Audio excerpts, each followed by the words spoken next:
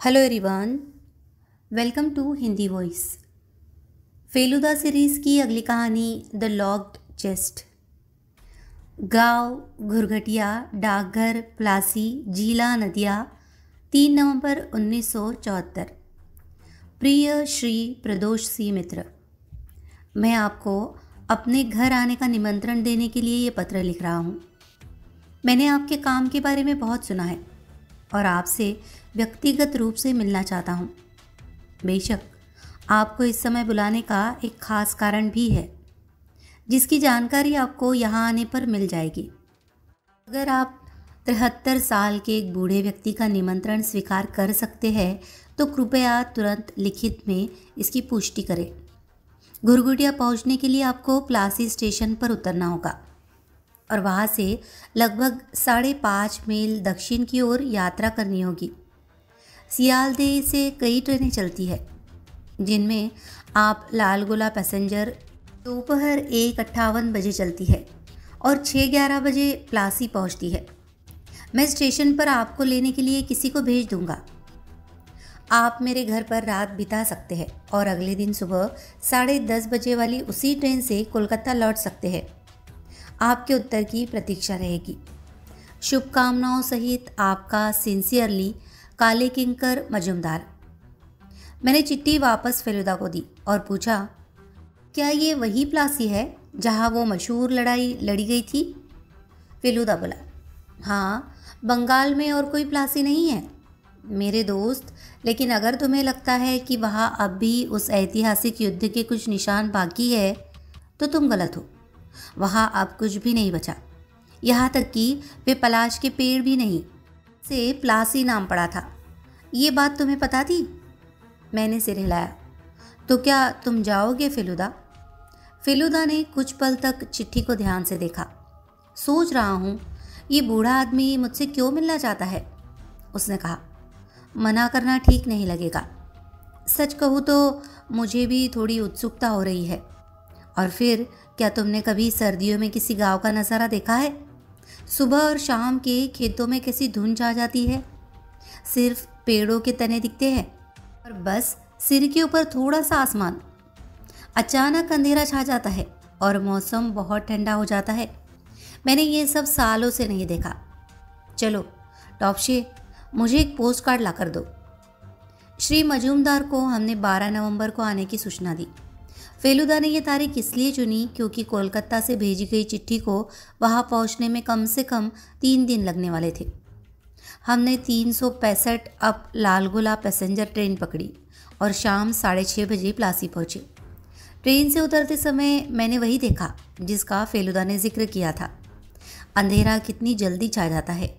डूबते सूरज की आखिरी सुनहरी किरणें धान के खेतों से पल भर में गायब हो गई। तक हमने टिकट कलेक्टर को टिकट सौंपा और स्टेशन से बाहर निकले तब तक सारे लैंप जल चुके थे, जबकि आसमान पर हल्की लालिमा बाकी थी।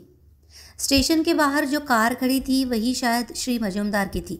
ऐसी कार मैंने पहले कभी नहीं देखी थी। फेलुदा ने कहा कि उसने बचपन में शायद 1-2 बार ऐसी कारें देखी थी। बस इतना पता था कि वो एक अमेरिकी कार थी।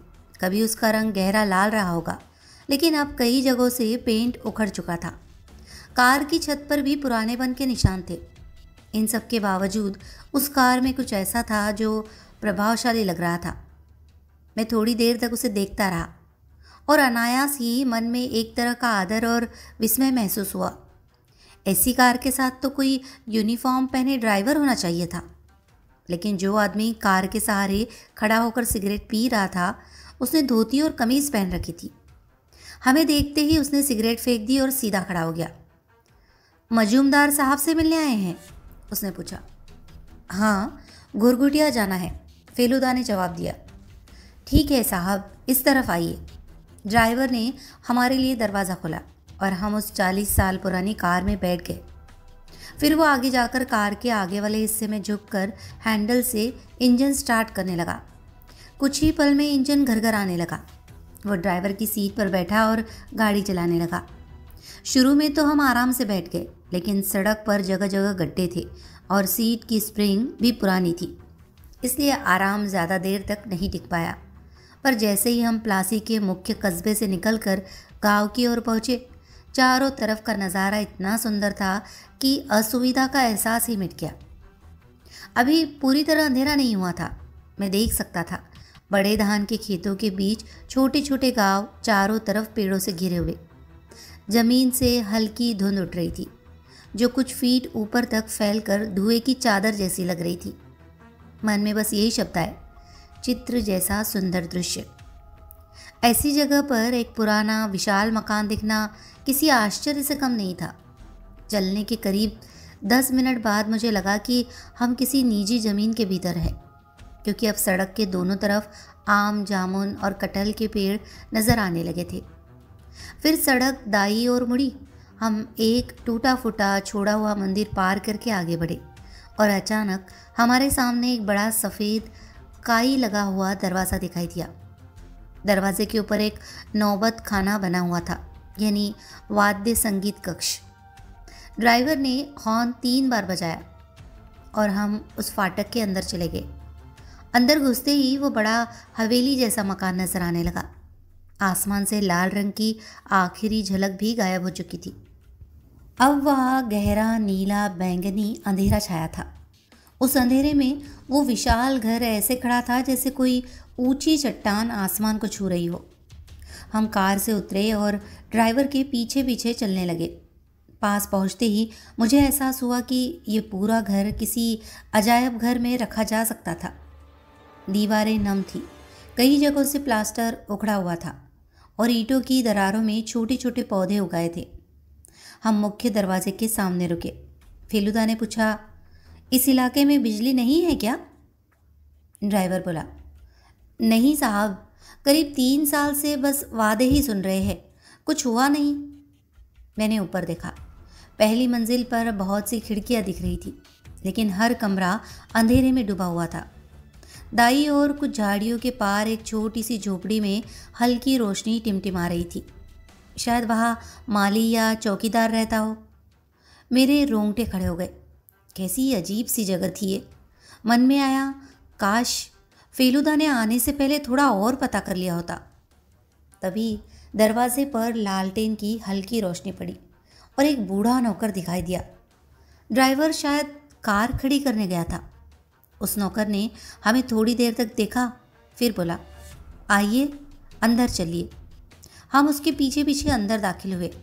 अंदर जाकर साफ पता चल गया कि मकान बहुत बड़ा है, लेकिन भीतर की चीज़ें हैरान करने वाली तरह से छोटी थी। दरवाजे ज़्यादा ऊंचे नहीं थे।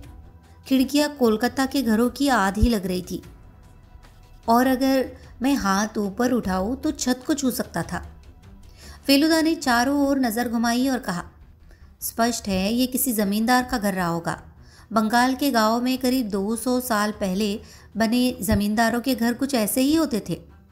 हम एक लंबा गलियारा पार करके दाईं ओर मुड़े और सीढ़ियाँ चढ़ने लगे। पहली मंजिल पर पहुंचते ही मेरी नज़र एक अजीब सी चीज़ पर पड़ी। फेलुदा बोला, इसे कवर्ड डोर कहते हैं। असल में ये एक तरह का फंदा दरवाज़ा होता है। इसे चोरों और डाकुओं को अंदर आने से रोकने के लिए बनाया जाता था। जब इसे बंद किया जाता है तो ये सीधा खड़ा नहीं रहता, बल्कि अपने आप मुड़कर तिरछे फैल जाता है, जैसे सिर के ऊपर एक छत बन जाए। इस तरह ऊपर चढ़ने की कोशिश करने वाला कोई भी आदमी अंदर नहीं आ सकता था। देख रहे हो उन छेदों को? उन्हीं में से भाले निकालकर अंदर घुसने वाले से बचाव किया जाता था। अच्छी बात थी कि अभी वो दरवाज़ा पूरी तरह खुला हुआ था। हम एक और लंबे गलियारे से गुजरे। अंत में दीवार की एक छोटी सी कोठरी में तेल का दिया जल रहा था।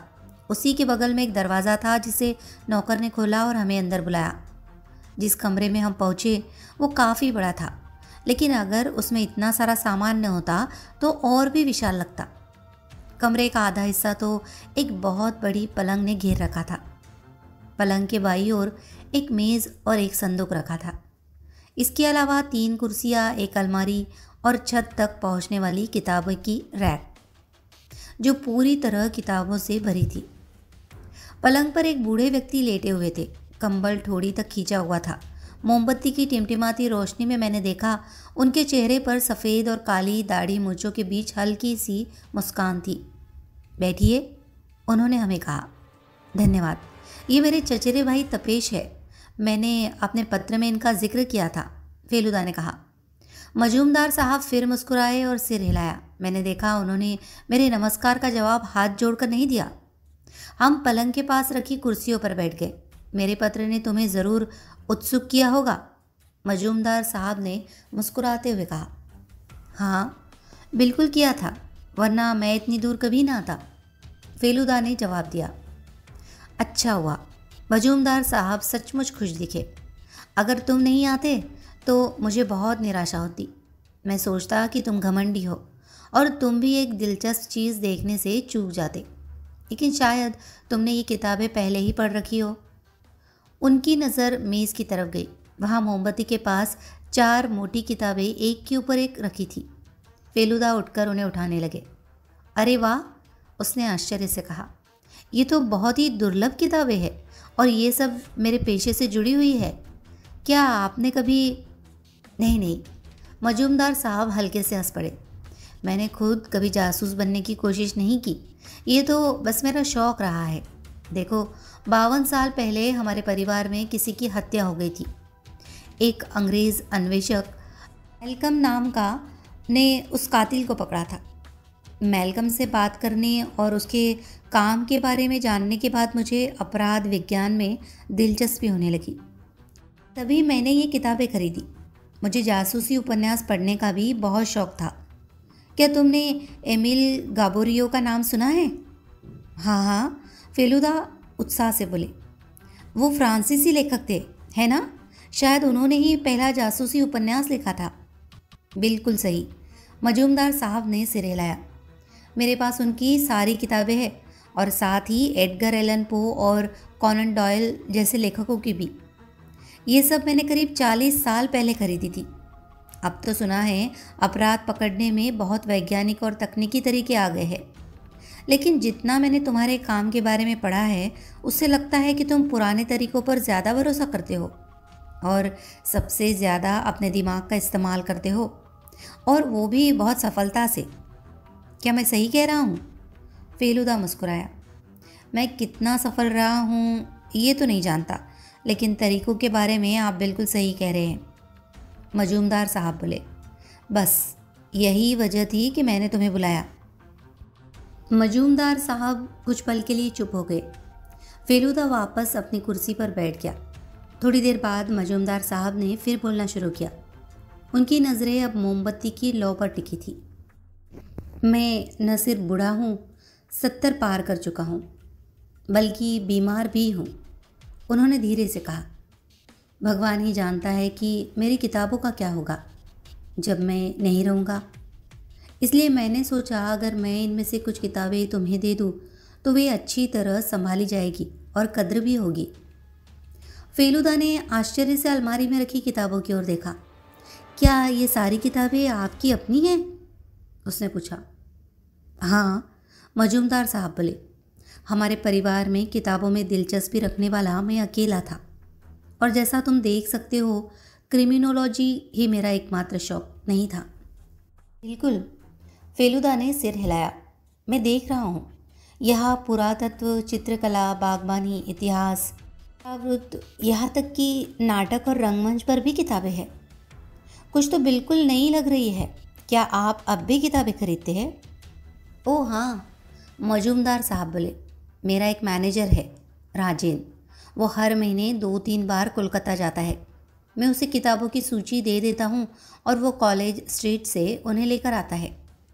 फेलुदा ने फिर मेज़ पर रखी किताबों की ओर देखा और कहा, मैं आपका शुक्रिया कैसे अदा करूँ, समझ नहीं पा रहा। अरे इसकी ज़रूरत नहीं, मजूमदार साहब हल्के से मुस्कुराए। मुझे बहुत खुशी होती अगर ये किताबें तुम्हें अपने हाथों से दे पाता, लेकिन अब मेरे दोनों हाथ बेकार हो चुके हैं। हम दोनों चौंक गए। उनके हाथ कंबल के नीचे थे, पर हमने कभी सोचा भी नहीं था कि उसका कोई ख़ास मतलब होगा। मजूमदार साहब ने समझाया। गठिया ने मेरी सारी उंगलियों को जकड़ लिया है। फ़िलहाल मेरा बेटा मेरे पास आया हुआ है, इसलिए वही मेरी देखभाल कर रहा है, वरना आम तौर पर मेरा नौकर गोकुल ही मुझे हर रोज़ खाना खिलाता है।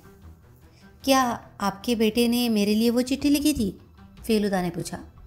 नहीं, मजूमदार साहब बोले, वो राजेन ने लिखी थी। वही मेरा सारा काम देखता है। अगर डॉक्टर की ज़रूरत पड़ती है तो वही बहरामपुर से बुला लाता है। प्लासी में अच्छे डॉक्टर नहीं हैं। मैंने देखा बात करते समय फेलुदा बार बार पलंग के पास रखे संदूक की ओर देख रहा था। अब उसने कहा, वो संदूक तो कुछ अलग लग रहा है, उसमें ताले की जगह नहीं दिख रही। क्या वो नंबर लॉक से खुलता है? बिल्कुल सही। मजूमदार साहब मुस्कुराए। उसमें सिर्फ एक घुमाने वाला नॉब है जिसके चारों ओर अंक लिखे हैं। अगर उस नॉब को सही नंबर पर लाकर रोका जाए तभी वो संदूक खुलता है। ये इलाका पहले डकैतों के लिए बदनाम था, ये तो तुम जानते ही होगे। दरअसल हमारे पुरखे खुद भी शुरू में दूसरों को लूट कर ही अमीर बने थे। फिर कई सालों बाद हमारे अपने घर पर भी डाकुओं ने कई बार हमला किया। तब मैंने सोचा ताले से ज़्यादा सुरक्षित तो ऐसा नंबर वाला संदूक होगा। मजूमदार साहब कुछ पल के लिए रुके, फिर बौहे सिकोड़ कर बोले, गोकुल। वही बूढ़ा नौकर तुरंत हाजिर हो गया। वो पंछी यहाँ ले आओ, मालिक ने कहा।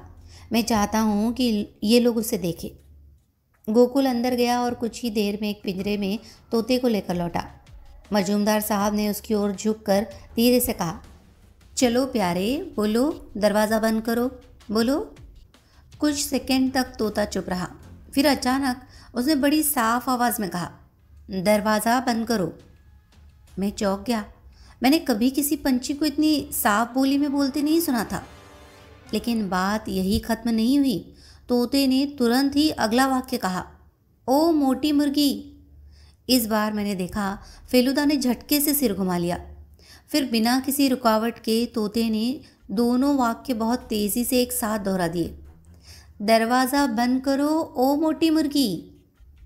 थोड़ी देर की चुप्पी के बाद फेलुदा ने पूछा, इसका मतलब क्या है? मजूमदार साहब ज़ोर से हंस पड़े। ये मैं नहीं बताने वाला, बस इतना कह सकता हूँ कि जो तुमने अभी सुना वो एक कोड है और उसका संबंध उस बंद संदूक से है। तुम्हारे पास इसे सुलझाने के लिए 12 घंटे है। अच्छा, और क्या मैं पूछ सकता हूँ कि इस तोते को ये वाक्य सिखाने की ज़रूरत क्यों पड़ी? हाँ, तुम पूछ सकते हो, मजूमदार साहब बोले, और मैं तुम्हें बताऊँगा क्यों। उम्र बढ़ने के साथ दिमाग पर अजीब असर पड़ता है। लगभग 3 साल पहले एक दिन अचानक मुझे याद ही नहीं आया कि उस संदूक को खोलने का कॉम्बिनेशन नंबर क्या है। सोच सकते हो, सालों तक रोज़ वही नंबर इस्तेमाल करता था और एक दिन वो नंबर ऐसे ही दिमाग से गायब हो गया। पूरा दिन कोशिश करता रहा, याद नहीं आया। फिर आधी रात को अचानक वो नंबर याद आ गया। मैं चाहता तो उसे लिख लेता, लेकिन डर था कि कहीं किसी गलत आदमी के हाथ न लग जाए। इसलिए मैंने सोचा दिमाग में ही याद रखना बेहतर है।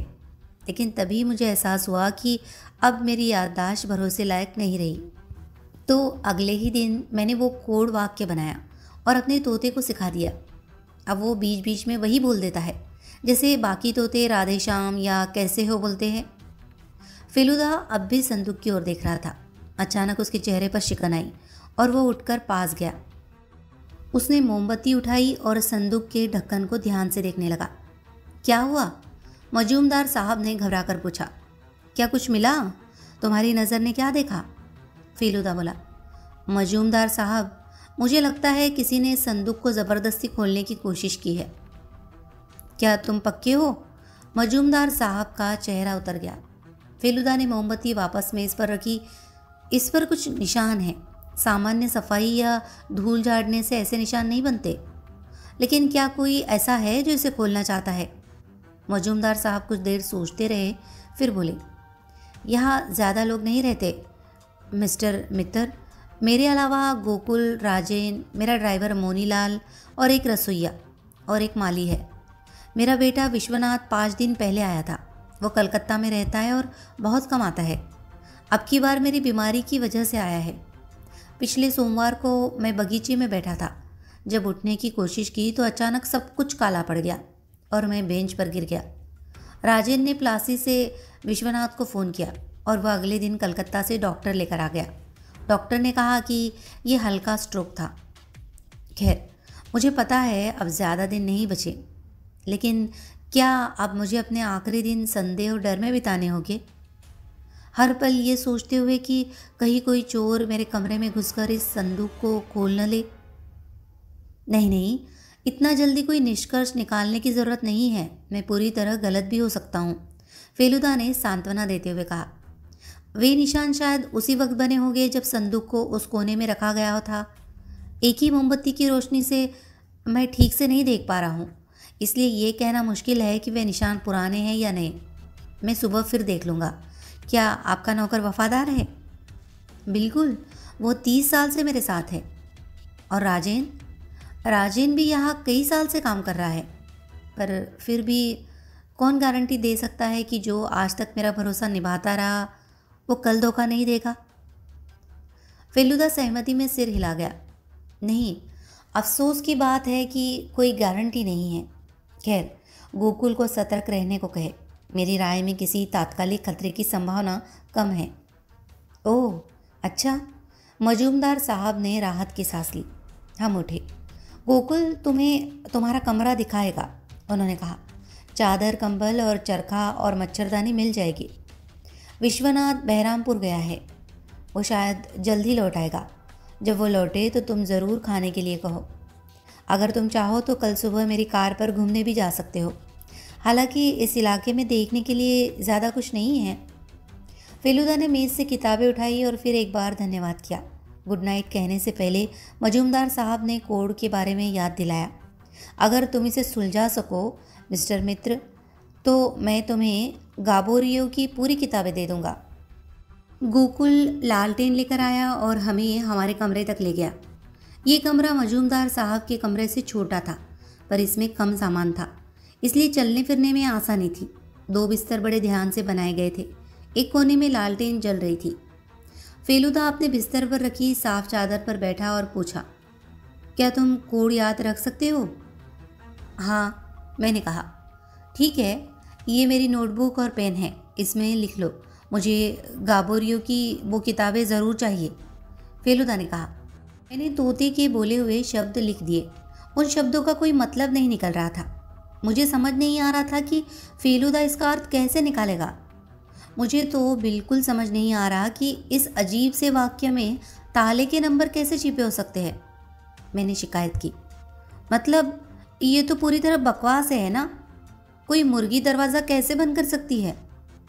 बस यही तो असली चुनौती है, फेलुदा मुस्कुराया। कोई सचमुच मुर्गी से दरवाज़ा बंद करने को नहीं कह रहा। हर शब्द का अलग अर्थ है। मुझे बस कल सुबह तक इसका राज समझना है। फेलुदा उठा और खिड़की खोली। अब तक चांद निकल आया था और पूरा माहौल उसकी चांदनी में नहा रहा था। मैं भी उसके पास जाकर खड़ा हो गया। हमारा कमरा घर के पिछले हिस्से की ओर था। वहाँ दाईं तरफ शायद कोई तालाब है, फेलुदा ने इशारा करते हुए कहा। घने पेड़ों और झाड़ियों के बीच पानी की सतह झिलमिलाती दिख रही थी। चारों ओर सन्नाटा था। बस दूर कहीं सियारों की आवाज़ और झाड़ियों में झिंगुरों की चहचहाहट सुनाई दे रही थी। इतना सुनसान और एकांत इलाका मैंने पहले कभी नहीं देखा था। फेलुदा ने ठंडी रात की हवा रोकने के लिए खिड़की बंद कर दी। तभी बाहर से कार के आने की आवाज़ सुनाई दी। ये साफ था कि वह वही अमेरिकी कार नहीं थी जिसमें हम आए थे। शायद विश्वनाथ मजूमदार आ गए, फेलुदा बोला। मुझे ये सोचकर अच्छा लगा। इसका मतलब था कि अब शायद हमें खाने के लिए बुलाया जाएगा। सच कहूँ तो मुझे काफ़ी भूख लग रही थी। हम दोपहर का खाना जल्दी खाकर निकले थे क्योंकि ट्रेन 2 बजे की थी। रास्ते में रानाघाट स्टेशन पर हमने बस चाय और मिठाई ली थी, और वो भी बहुत पहले। आमतौर पर मैं रात के 8 बजे तक भूख महसूस नहीं करता, लेकिन यहाँ कुछ करने को नहीं था, इसलिए जल्दी डिनर और फिर सोने का विचार मुझे अच्छा लगा। कमरे के चारों ओर नज़र घुमाते हुए अचानक मेरी नज़र उस चीज़ पर पड़ी जिसे मैं अब तक नहीं देख पाया था। वो दीवार पर टंगी एक बड़ी तस्वीर थी, एक आदमी का चित्र जो लगभग पूरी दीवार घेर रहा था। इसमें कोई शक नहीं था कि वो श्री मजूमदार के पूर्वजों में से एक थे। वो कुर्सी पर बैठे थे, चेहरे पर गंभीरता थी। उनका ऊपरी शरीर नंगा था, जिससे उनके चौड़े कंधे साफ दिख रहे थे। बड़ी आंखें, घनी मूछें जिनके सिरे ऊपर की ओर मुड़े हुए थे और बाल जो कंधों तक लटक रहे थे। फेलुदा धीरे से बोला, मुझे यकीन है ये कुश्ती लड़ते होंगे और रोज़ मल्लखम्ब या भारी गदा का अभ्यास करते होंगे। शायद यही वो पहले डाकू थे जो ज़मींदार बने। उसी वक्त बाहर से कदमों की आहट आई। हम दोनों ने दरवाजे की तरफ देखा। बरामदे में गोकुल लालटेन रख गया था। एक साया कुछ पल के लिए उस रोशनी को ढक गया और फिर दरवाजे की चौखट पर आकर रुका।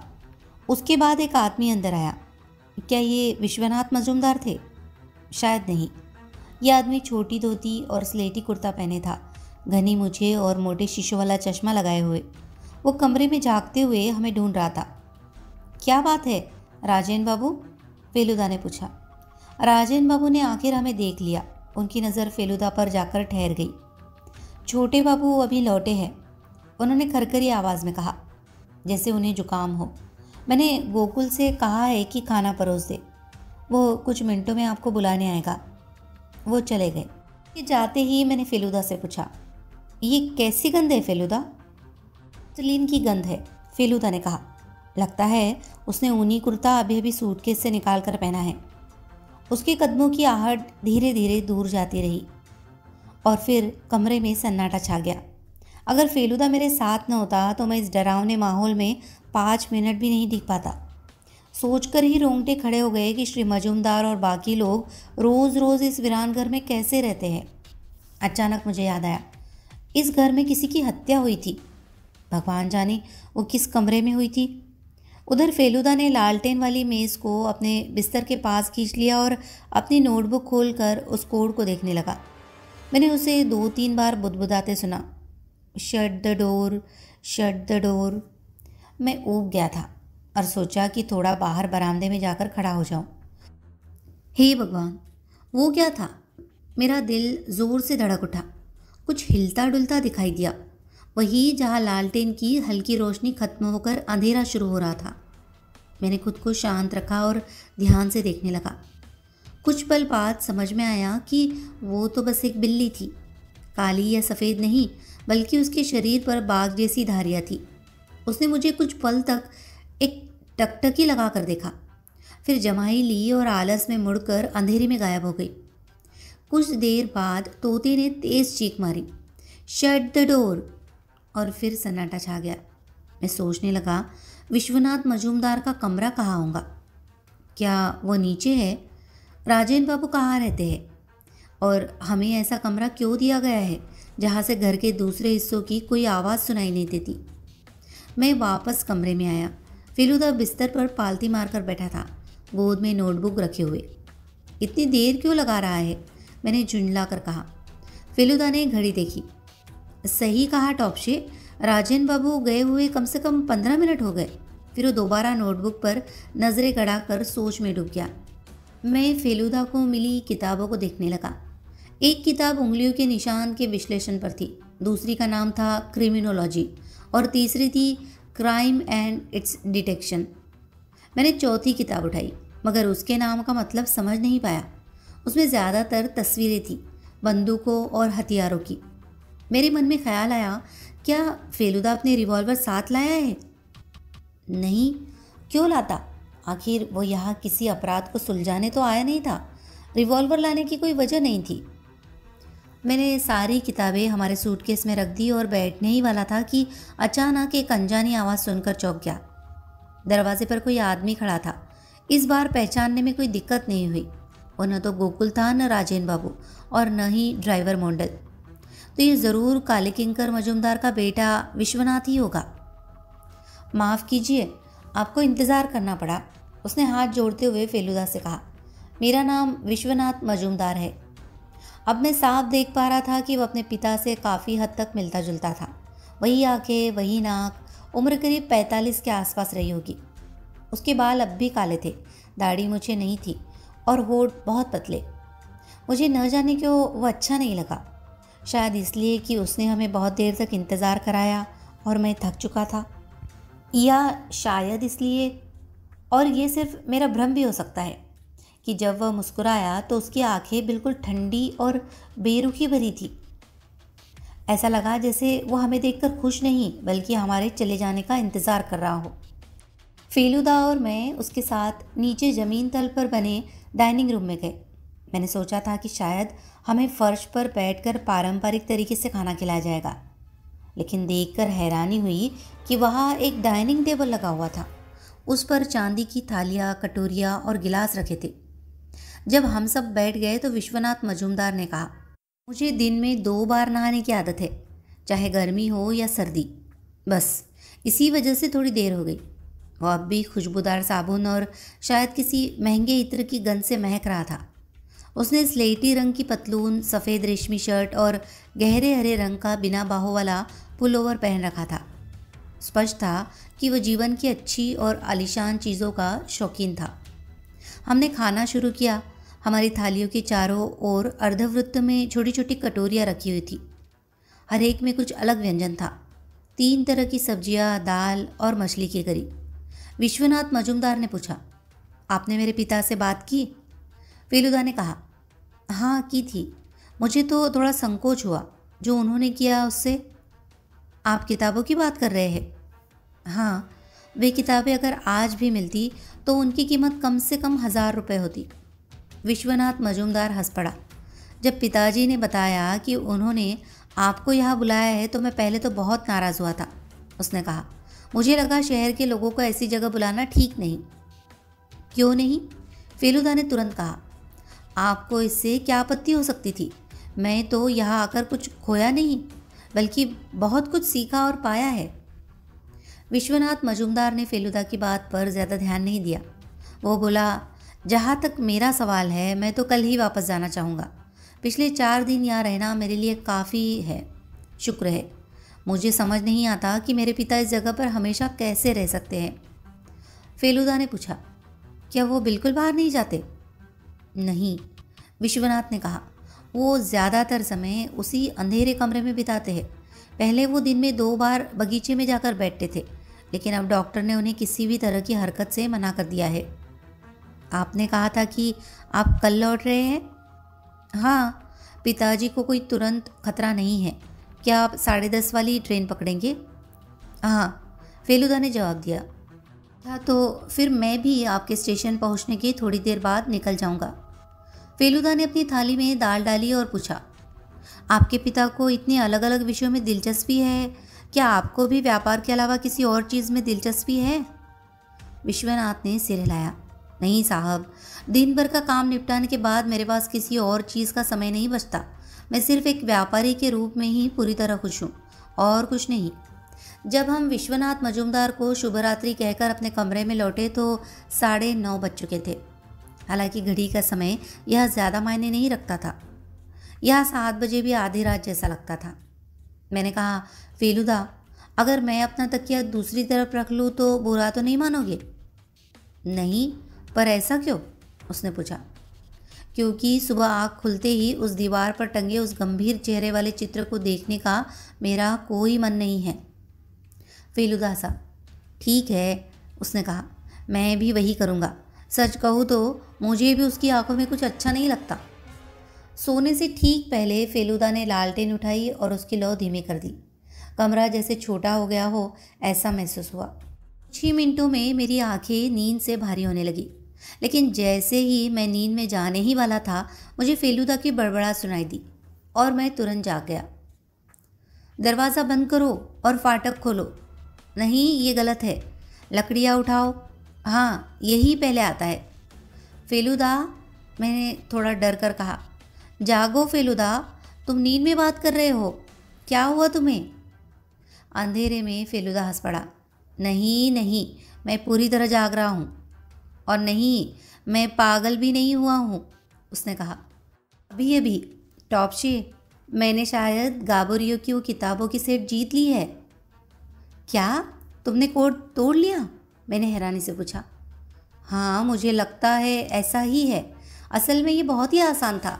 मुझे तो इसे तुरंत समझ लेना चाहिए था। मुझे तो अब भी कुछ समझ नहीं आ रहा, मैंने कहा। क्योंकि तुमने दिमाग नहीं लगाया टॉपशी, फेलुदा मुस्कुराया। जब तुम छोटे थे तो तुम्हें गिनती कैसे सिखाई गई थी? बहुत सीधी तरह, 1 2 3 4, बस इतना ही। सच में?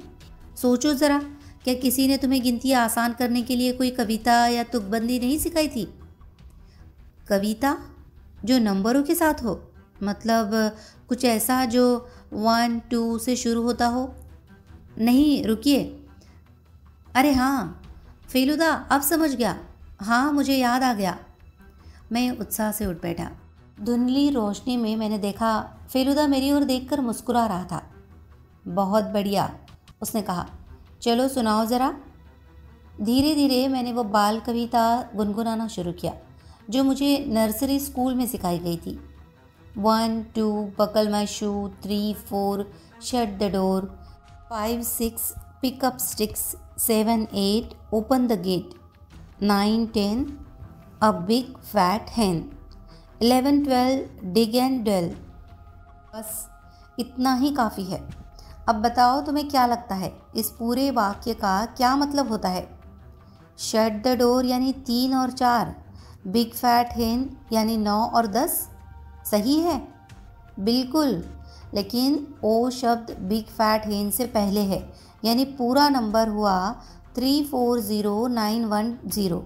आसान है ना? अब सो जाओ। मैं फेलुदा की बुद्धिमानी पर हैरान था, लेकिन जैसे ही मैं आंखें बंद करने लगा, बरामदे में किसी के कदमों की आवाज़ आई।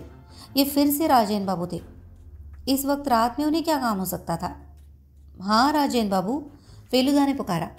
छोटे बाबू ने कहा था कि पूछ लो, आपको किसी चीज़ की ज़रूरत तो नहीं? नहीं नहीं, हम ठीक है, धन्यवाद।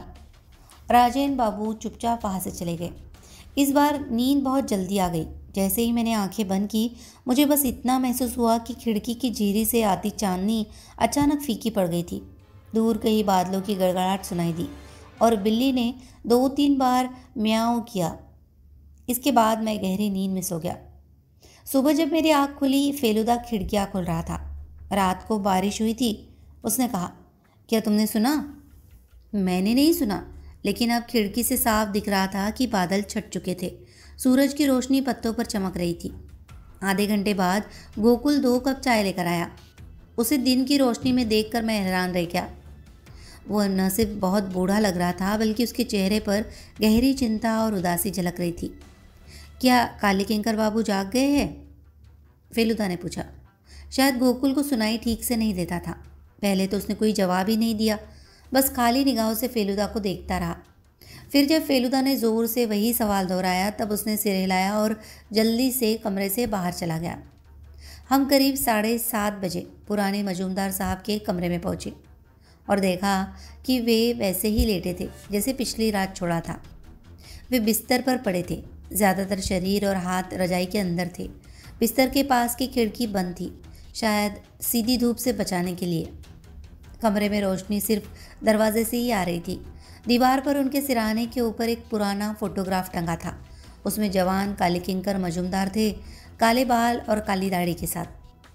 उन्होंने हमें देखकर मुस्कुराकर स्वागत किया। मैंने राजेन से कह दिया था कि वो गाबोरियो की किताबें निकाल दे। मुझे पता था तुम ये कर लोगे। मजूमदार साहब ने मुस्कुराते हुए कहा, अब यह आपको तय करना है कि मेरा नंबर सही है या नहीं। 340910, क्या यही है? शाबाश। मजूमदार साहब की आवाज़ में खुशी और तारीफ दोनों झलक रही थी। जाओ, वो किताबें ले लो और अपने बैग में रख लो। और हाँ, उस संदूक पर पड़े निशानों को एक बार फिर देख लेना। मैंने भी देखा, लेकिन मुझे तो खास नहीं लगा। तो फिर ठीक है, फेलुदा ने कहा। अगर आपको कोई चिंता नहीं तो और किसी बात की फिक्र नहीं। फेलुदा ने दोबारा धन्यवाद दिया और दुनिया के पहले जासूसी लेखक गाबोरियो की चारों किताबें समेट ली। तुम लोगों ने चाय पी ली? मजूमदार साहब ने पूछा। जी हाँ, फेलुदा ने जवाब दिया। मैंने ड्राइवर से कहा कि गाड़ी निकाल ले। विश्वनाथ आज सुबह सुबह ही निकल गए। बोले कि उन्हें 10 बजे तक कलकत्ता पहुंचना है। राजेन बाजार गया है और गोकुल तुम्हारे सामान में मदद करेगा। क्या तुम लोग ट्रेन से पहले थोड़ी सैर पर जाना चाहोगे? असल में मैं यही सोच रहा था कि हम पहले वाली ट्रेन पकड़ ले, फेलुदा ने कहा। हमें 10:30 तक रुकने की कोई ज़रूरत नहीं। अगर अभी निकले तो शायद 372 डाउन पकड़ सकते हैं। ठीक है, मजूमदार साहब ने कहा। मुझे भी शहर के मेहमानों को इस छोटे से गांव में ज़रूरत से ज़्यादा देर तक रोकना अच्छा नहीं लगेगा। लेकिन सच कहता हूँ, तुम्हारे आने से बहुत खुशी हुई, बहुत। थोड़ी ही देर में हम रेलवे स्टेशन की ओर जा रहे थे। सड़क के दोनों ओर धान के खेत थे, जो रात की बारिश के बाद सुबह की धूप में चमक रहे थे। मैं उन खेतों को देखकर मंत्रमुग्ध था कि तभी फेलुदा ने पूछा, क्या स्टेशन जाने का कोई और रास्ता भी है? नहीं साहब, ड्राइवर मोनीलाल ने जवाब दिया, यही एक रास्ता है। फेलुदा के चेहरे पर अचानक गंभीरता छा गई थी। मैं पूछना चाहता था कि क्या उन्होंने कुछ शक की बात देखी है, लेकिन हिम्मत नहीं हुई कि कुछ बोलूं। सड़क बारिश से गीली और कीचड़ भरी थी, इसलिए स्टेशन पहुंचने में ज़्यादा वक्त लग गया। फेलुदा ने गाड़ी से सामान निकाला और ड्राइवर को धन्यवाद दिया। ड्राइवर गाड़ी लेकर चला गया, पर फेलुदा ने टिकट लेने की कोई कोशिश नहीं की। वो सीधे स्टेशन मास्टर के कमरे में गए, हमारा सामान वहाँ रखवाया, फिर बाहर निकलकर रिक्शा वालों की तरफ बढ़े। क्या तुम जानते हो यहाँ का थाना कहाँ है? हाँ साहब, हमें वही ले चलो जल्दी। हम झटपट रिक्शे में बैठ गए।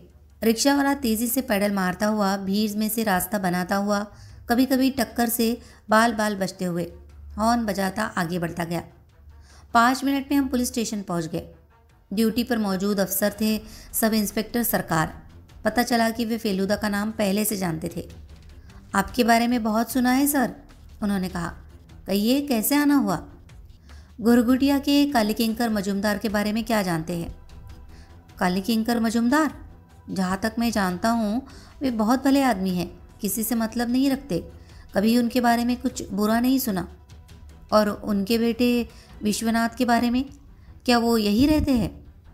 नहीं, वो तो कलकत्ता में रहते हैं। मामला क्या है मित्र साहेब?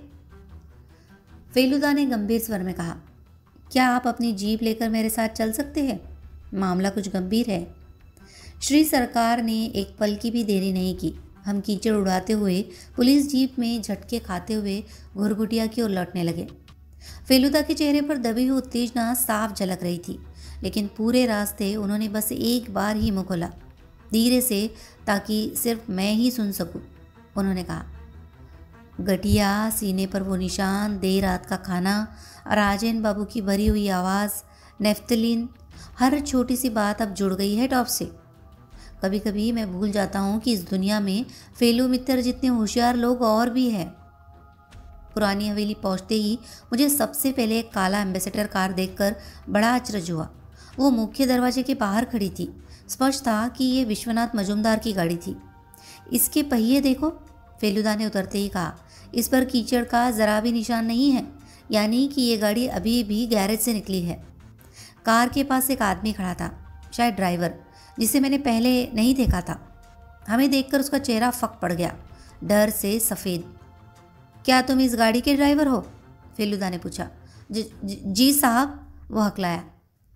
विश्वनाथ मजुमदार घर पर है? आदमी कुछ पल हिचकिचाया।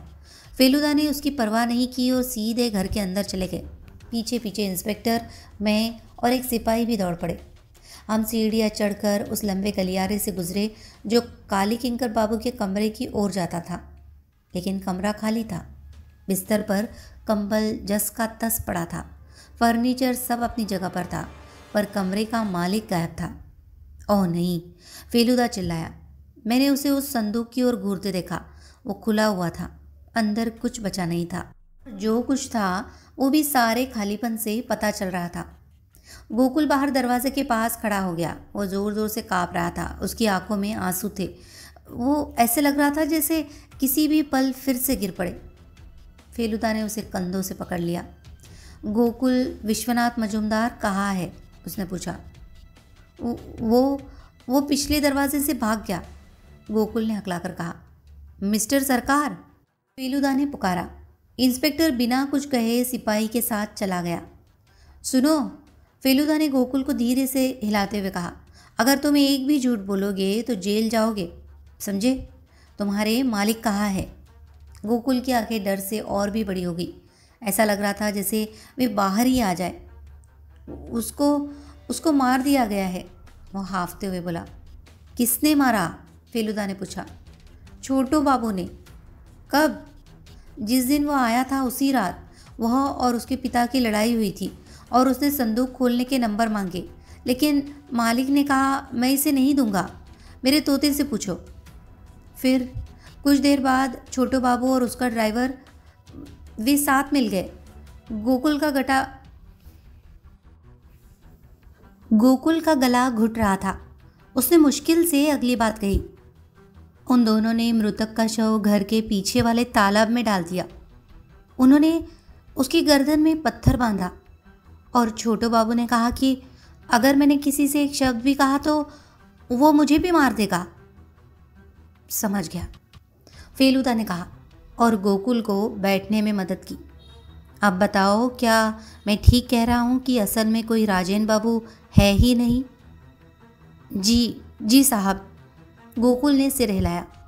पहले हमारे यहाँ एक मैनेजर हुआ करते थे जिनका नाम राजेन बाबू था, लेकिन उनकी मौत 2 साल पहले हो चुकी है। इतना सुनते ही फेलुदा और मैं कमरे से बाहर कूद पड़े और सीढ़ियाँ उतरते हुए नीचे की ओर भागे। सीढ़ियों के नीचे बाईं तरफ एक दरवाज़ा था जो घर के पीछे के हिस्से में खुलता था। जैसे ही हम वहाँ पहुँचे, हमने इंस्पेक्टर सरकार की आवाज़ सुनी। भागने की कोशिश मत करो मिस्टर मजूमदार, मेरे हाथ में बंदूक है। अगले ही पल छपाक की तेज़ आवाज़ आई, उसके बाद रिवॉल्वर की गूंज। हम झाड़ियों को लांघते हुए पेड़ों की शाखाएं तोड़ते हुए भागे। थोड़ी ही देर में हमने मिस्टर सरकार को एक बड़े इमली के पेड़ के नीचे खड़ा देखा। उनके हाथ में रिवॉल्वर थी। पेड़ के पीछे वही झील थी जिसे हमने पिछली रात खिड़की से देखा था। अब उसकी सतह पर पूरी तरह काई और हरी झाड़ियाँ फैली थी। वो कूद गया। इससे पहले कि मैं गोली चला पाता, सरकार बोले, लेकिन उसे तैरना नहीं आता। गिरीश, देखो, उसे बाहर निकाल सकते हो क्या?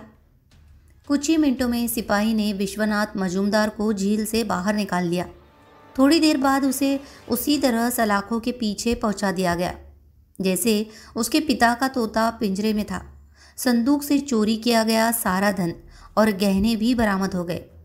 जांच में पता चला कि भले ही विश्वनाथ का व्यापार अच्छा चल रहा था, लेकिन वह जुए का बुरी तरह आदी था और भारी कर्ज में डूबा हुआ था। फेलुदा ने तब समझाया कि उसने सच्चाई कैसे पकड़ी। राजेन बाबू हमारे कमरे में आए थे काली किंकर से मिलने के 20 मिनट बाद, और हम विश्वनाथ मजूमदार से मिले थे राजेन बाबू के जाने के आधे घंटे बाद। फिर राजेन बाबू खाने के बाद थोड़ी देर के लिए वापस आए, फेलुदा ने कहा, लेकिन हमने एक बार भी पिता, पुत्र और उनके मैनेजर को साथ में नहीं देखा। तभी मुझे शक हुआ कि क्या सच में 3 लोग हैं या एक ही आदमी 3 किरदार निभा रहा है। फिर मुझे याद आया कि वहाँ नाटक और अभिनय पर कई किताबें रखी थी। शायद वे किताबें विश्वनाथ मजूमदार की ही थी। हो सकता है उसे अभिनय में दिलचस्पी हो और वो मेकअप करने में भी माहिर हो। अगर ऐसा था तो उसके लिए नकली दाढ़ी लगाना, अलग अलग वीक पहनना और अपनी आवाज़ बदलना कोई मुश्किल काम नहीं था, खासकर जब उसे अंधेरे घर में 2 मेहमानों को धोखा देना था। बस उसे अपने हाथ छिपाने पड़े, क्योंकि शायद उसका मेकअप इतना अच्छा नहीं था कि वो अपने हाथों को किसी 73 साल के बूढ़े के हाथों जैसा बना सके। मेरे शक की पूरी पुष्टि तब हुई जब आज सुबह मैंने देखा कि वो कह रहा था कि बहुत सुबह चला गया, लेकिन ज़मीन पर कार के पहियों के कोई निशान नहीं थे। लेकिन तुमसे पत्र किसने लिखा था? तुम्हें यहाँ बुलाया किसने? मैंने पूछा। वो पत्र खुद काली किंकर मजूमदार ने लिखा था, फेलुदा ने उत्तर दिया। उसका बेटा इस बात से वाकिफ था, इसलिए उसने हमें आने से नहीं रोका, क्योंकि उसे पता था कि मैं ही उसकी मदद कर सकता हूँ तिजोरी का गुप्त नंबर पता लगाने में। आखिर में हम इतने देर से निकले कि 10:30 बजे वाली ट्रेन ही पकड़ पाए। जाने से पहले फेलुदा ने वे 8 किताबें निकाली जो उसे उपहार में दी गई थी और मेरी तरफ बढ़ाते हुए बोला, मैं किसी कातिल से तोहफे नहीं रख सकता टॉपशे, इन्हें वापस रखाओ। मैंने चुपचाप जाकर किताबें अपनी जगह अलमारी में रख दी और बाहर निकल आया। बरामदे में तोते का पिंजरा अब भी लटक रहा था। उसने मेरी तरफ देखकर कहा, shut the door, oh big fat hen. कहानी अगर आपको पसंद आई हो तो प्लीज़ इसे लाइक करें, शेयर करें और कमेंट करें। और फेलुदा सीरीज़ की सभी कहानियों को सुनने के लिए हमारे चैनल को सब्सक्राइब करना न भूलें। धन्यवाद।